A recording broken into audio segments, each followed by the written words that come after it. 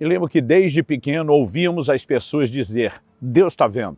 Às vezes era uma advertência para cuidado com aquilo que você faz, que mesmo que as pessoas não vejam, nada foge aos olhos de Deus. Às vezes era uma tentativa de consolo, né, oferecendo aquele apoio, a mensagem de que há um Deus no controle de todas as coisas. A verdade é que não importa a aplicação, a frase segue sendo verdadeira e bíblica. Deus está vendo todas as coisas. Esse é o assunto da nossa conversa hoje. Fique comigo e nos próximos minutos nós vamos entender melhor essa verdade.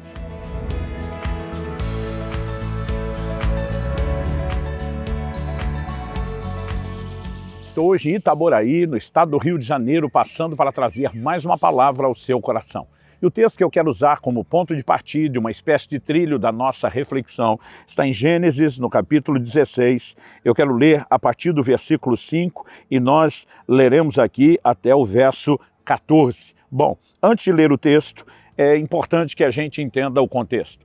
O patriarca Abraão, que nessa época ainda chamava Abrão, seu nome ainda não havia sido mudado, assim como sua esposa Sara, que até então chamava Sarai, seu nome também não havia sido mudado. Eles, numa conversa, acabam decidindo tentar ter um filho por meio de Agar, uma escrava egípcia de Sara, o que para os parâmetros culturais e legais da época indicava que o filho seria deles e seria também o filho de Sara, embora não fosse necessariamente o filho da promessa. Depois de colocar em execução o plano, a Bíblia nos mostra, a partir do verso 5, Sarai disse a Abraão, seja sobre você a afronta que é feita a mim. Eu mesma pus a minha serva em seus braços. Ela, porém, vendo que engravidou, me olha com desprezo. O Senhor julgue entre mim e você. Abraão respondeu a Sarai, você continua a ter controle sobre a sua serva, faça com ela o que melhor lhe parecer. Então Sarai a humilhou e Agar fugiu da presença dela. Quando o anjo do Senhor a encontrou junto à fonte de água no deserto, junto à fonte no caminho de Sur, perguntou-lhe, Agar, serva de Sarai, de onde você vem e para onde você vai? Ela respondeu, fujo da presença de Sarai, minha senhora. Então o anjo do Senhor lhe disse, volte para sua senhora e sujeite-se a ela. E o anjo do Senhor disse também, aumentarei em muito a sua descendência, de maneira que de tão poderosa não poderá ser contada. E o anjo do Senhor continuou, você está grávida e dará à luz um filho a quem chamará Ismael, porque o Senhor ouviu o seu grito de aflição. Ele será entre os homens como um jumento selvagem. A sua mão será contra todos e a mão de todos será contra ele e habitará diante de todos os seus irmãos. Então Agar deu ao Senhor, que havia falado com ela, o nome de Tu és o Deus que me vê. No hebraico é o Roi ou El Roi, porque ela dizia, nesse lugar eu olhei para aquele que me vê. Por isso, aquele poço se chama Beer-Lahai-Roi, fica entre Cádiz e Bered. Quando Agar faz essa declaração e dá a Deus um nome, Tu és o Deus que me vê, ela está reconhecendo essa verdade bíblica. Deus está vendo. Deus está vendo todas as coisas. Nada, absolutamente nada, foge ao seu controle. É interessante notar que na perspectiva cultural daquela época, o escravo era considerado propriedade, né? Ou seja, era tratado de forma impessoal. Não seria tratado como objeto, mas não era honrado por ninguém. É interessante quando ela percebe o anjo de Deus intervindo, se dirigindo a ela, falando com ela, ainda que exigindo que ela volte à sua senhora e se humilhe de acordo com a lei do seu tempo, dando um trato pessoal e honroso. Isso a leva a dizer que Deus é aquele que nos vê.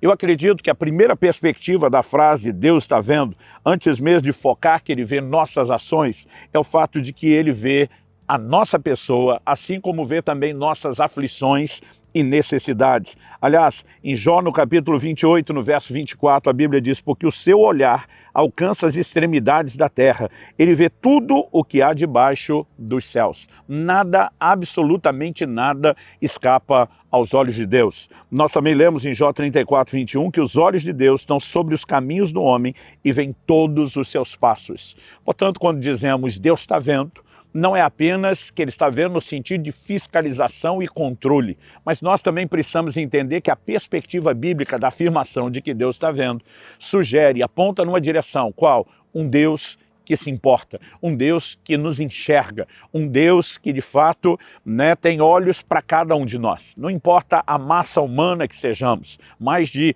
8 bilhões de pessoas no planeta nesse momento. O Deus onisciente, ele tem a capacidade de enxergar cada um de nós enquanto indivíduos e lidar conosco de forma pessoal.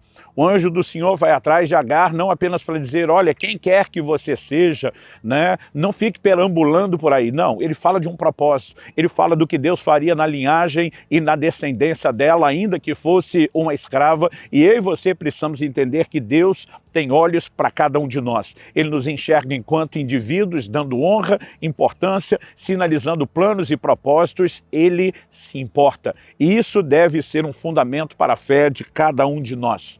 Mas quando falamos a respeito de um Deus que nos vê, também precisamos levar em conta não só o fato de que ele nos enxerga quanto pessoa, e também ele vê as nossas necessidades, ele vê as nossas aflições. Em 1 de Pedro, no capítulo 3, no verso 12, há uma citação do Salmo 34:15 que diz, porque os olhos do Senhor repousam sobre os justos e os seus ouvidos estão abertos às suas súplicas.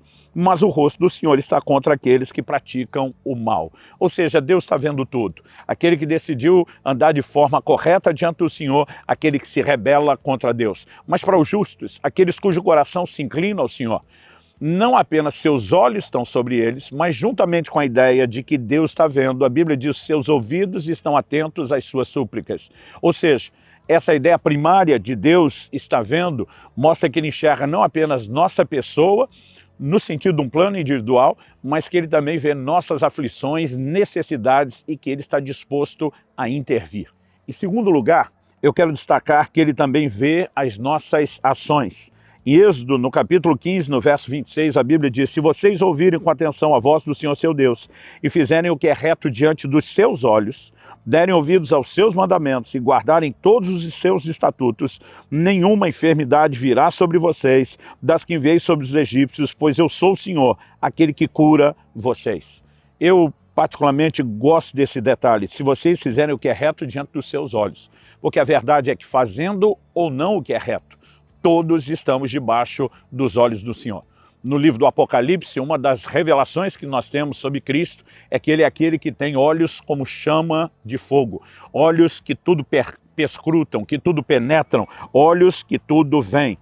A palavra de Deus ainda diz em Deuteronômio, no capítulo 6, no verso 18, façam o que é reto e bom aos olhos do Senhor, para que tudo lhes vá bem e para que vocês entrem e possuem a boa terra que o Senhor, sob juramento, prometeu aos pais de vocês. Mais uma vez, a ênfase é que nós devemos agir aos olhos de Deus, sempre com a lembrança de que Deus está vendo. Digo isso porque a palavra de Deus nos mostra lá no início do livro de Êxodo que quando Moisés matou aquele egípcio que oprimia o seu povo, a Bíblia diz que ele olhou de um e de outro lado e não vendo ninguém matou o egípcio. Por que ele olhou para os lados? Porque se alguém estivesse vendo, se houvesse testemunhas, ele certamente não teria feito. Aliás, uma das definições de caráter que as pessoas dão é quem é você quando ninguém está olhando. Porque muitas vezes alguém deixa de fazer o que é errado porque está sob vigilância, mas não deixaria de fazê-lo se tivesse certeza que ninguém tomaria conhecimento daquilo. O apóstolo Paulo, por exemplo, orienta os servos a servirem com toda a dedicação aos seus senhores, não somente à vista, não apenas para impressionar quando estão sob vigilância ou supervisão, mas fazer isso como quem se dispõe a agradar ao próprio Cristo, o nosso Senhor. Ou seja, nós precisamos de uma percepção que mesmo quando ninguém está vendo, Deus está vendo. Ele está vendo as nossas ações. Aliás, o livro de Hebreus diz que todas as coisas estão nuas e patentes aos olhos daquele diante de quem teremos que prestar contas. Não há absolutamente nada que passe despercebido ao seu olhar, à sua vigilância. E também haverá prestação de contas. A consciência de que Deus está vendo não apenas desperta em mim o senso de honra, de importância, do amor de Deus, que inclusive vê aflições, se importa em intervém, mas também vê todas as minhas ações para recompensá-las. Paulo diz que nós recebemos no tribunal de Cristo a recompensa de tudo o que tivermos feito por meio do corpo. Mas algo que precisa também fortalecer a minha e a sua fé. E eu quero abordar isso em último lugar. Esse Deus que vê todas as pessoas, todas as coisas, ele também vê aquilo que nos é impossível ver, o futuro. Isaías, no capítulo 46, nos versos 9 e 10, a Bíblia diz: lembrem-se das coisas passadas, das coisas da antiguidade, que eu sou Deus e não há outro. Eu sou Deus e não há outro semelhante a mim. Desde o princípio anuncio o que há de acontecer, e desde a antiguidade revelo as coisas que ainda não sucederam. Eu e você somos pegos de surpresa por situações que acontecem ao longo da vida e da caminhada. Mas o Deus que servimos não é pego de surpresa por absolutamente nada. Ele não só é o Deus onisciente, conhecedor de todas as coisas, mas ele é o Deus presciente, que conhece tudo antecipadamente. E eu e você podemos confiar naquele que conhece e enxerga aquilo que eu e você não podemos enxergar. Nós podemos viver uma vida de entrega, de dedicação, de confiança no cuidado dele, mas também na liderança e nas orientações que, por meio do seu Espírito, ele pode trazer às nossas vidas. Porque aquela parte do caminho que eu e você ainda não sabemos como será a caminhada, ele já enxerga. Isso mostra não apenas um Deus no controle de todas as coisas, no sentido de que nada escapa à sua vigilância, mas também sugere, Deus está vendo, sugere a ideia.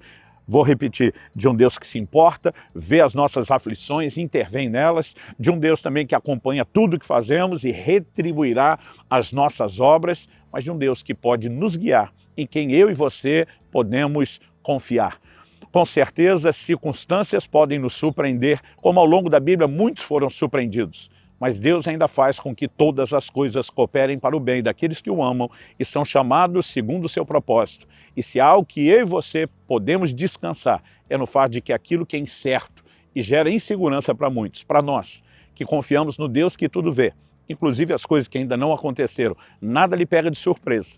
E como esse Deus que vê o futuro também vê a mim e a você em nossas necessidades, nós podemos descansar no seu cuidado e exercer fé. Lembre-se disso. Deus está vendo.